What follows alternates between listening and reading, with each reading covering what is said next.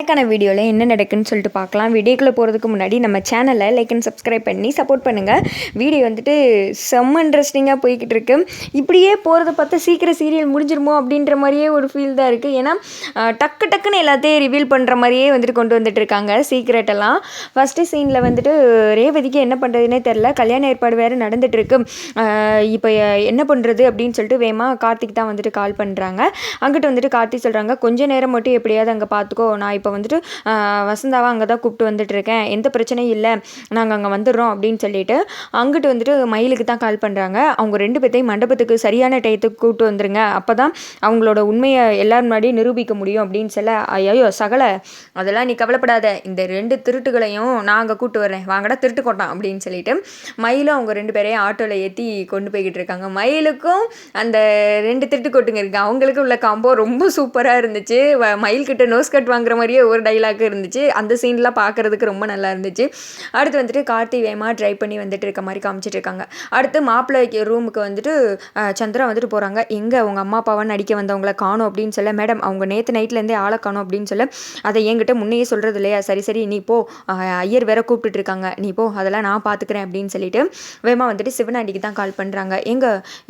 நம்ம அம்மா அப்பாவை நடிக்கிறதுக்கு 2 பேரை கூப்பிட்டு வந்தோம்ல, அதுங்களை நேற்று நைட்லேருந்தே காணுங்க அப்படின்னு சொல்ல, என்ன சந்திரா சொல்கிற, உங்ககிட்ட சொல்லாமல் எங்கே போனாங்க அப்படின்னு சொல்ல, எனக்கே தெரியலங்க, பிரச்சனைக்கு மேலே பிரச்சனையாக வருது, எனக்கே தலைவலியாக இருக்குது அப்படின்னு சொல்ல, அதெல்லாம் நீ எதுவும் கவலைப்படாத, என்ன ஏதுன்னு சொல்லிட்டு நான் உடனே செக் பண்ணிவிட்டு உன் லைனுக்கு வரேன் அப்படின்னு சொல்லிட்டு சிவனாண்டி ஃபோனை கட் பண்ணிவிட்டு அவங்க எங்கே போயிருப்பாங்க அப்படின்னு சொல்லிட்டு யோசித்துட்டு இருக்காங்க. அடுத்து கார்த்திகிட்ட பேசி முடிச்சுட்டு ரேவதி ஒன்றுமே தெரியாத மாதிரி மேடையில் வந்து நின்றுட்டு இருக்காங்க. துர்காவுக்கு ஒரே பதட்டமாக இருக்குது, இந்த கல்யாணம் மட்டும் நடந்துடக்கூடாது அப்படின்னு சொல்லிட்டு கையில் லைட்டாக பார்க்குறாங்க. பார்த்தா ஒரு விஷ பாட்டில் மாதிரி இருக்குது. கல்யாணம் மட்டும் நடந்து என் கழுத்தில் அவன் தாலி கட்டுற மாதிரி ஒன்று நடந்துச்சுன்னா கண்டிப்பாக இந்த விஷத்தை குடிச்சிடணும், உசுரோட இருக்கக்கூடாது அப்படின்னு சொல்லிட்டு ஆல்ரெடி முடிவு எடுத்திருப்பாங்க இல்லையா, அந்த பாட்டில் வேற அடிக்கடி பார்த்துக்கிறாங்க. அப்புறமேட்டு நாளை ஆயிடுச்சு, மாப்பிள்ளை வர சொல்லுங்கன்னு அவனும் வந்துட்டு பக்கத்தில் உட்காந்துட்டு இருக்கான். துர்காவுக்கு கொஞ்சம் கூட பிடிக்கவே இல்லை. ரேவதிக்கு இதை பார்த்து கஷ்டமாக தான் இருக்குது. வேமா ரேவதியை வந்துட்டு பார்க்க கொஞ்சம் நேரம் பொறுத்துக்கோ, இன்னும் கொஞ்சம் நேரத்தில் ராஜா வந்துருவார் அப்படின்னு சொல்லிட்டு செய்கையாலே வந்துட்டு சொல்லிட்டு இருக்காங்க. சுவாதிக்கு இப்போ எல்லா உண்மையும் தெரிஞ்சிச்சுல, சுவாதி வந்துட்டு அப்படியே என்ன நடக்குன்னு தெரியாமல் அப்படியே ஃபீல் பண்ணிட்டே பார்த்துட்டு இருக்கு.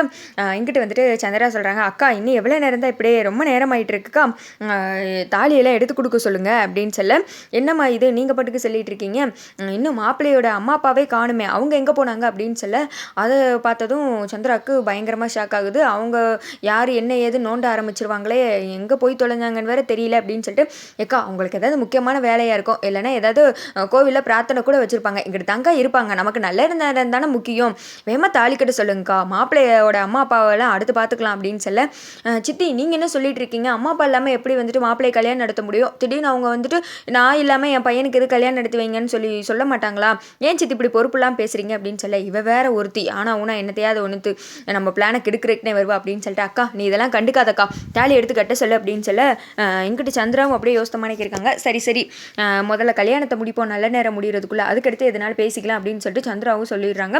சாமுடி சரி சொல்லிடுறாங்க. உடனே துர்காவுக்கு என்ன பண்ணுறேன்னு தெரியல, விஷத்தை குடிச்சிருவோமா அப்படின்னு சொல்லிட்டு அந்த பாட்டிலே வந்துட்டு அப்படியே இறுக்கி வச்சுட்டு இருக்காங்க.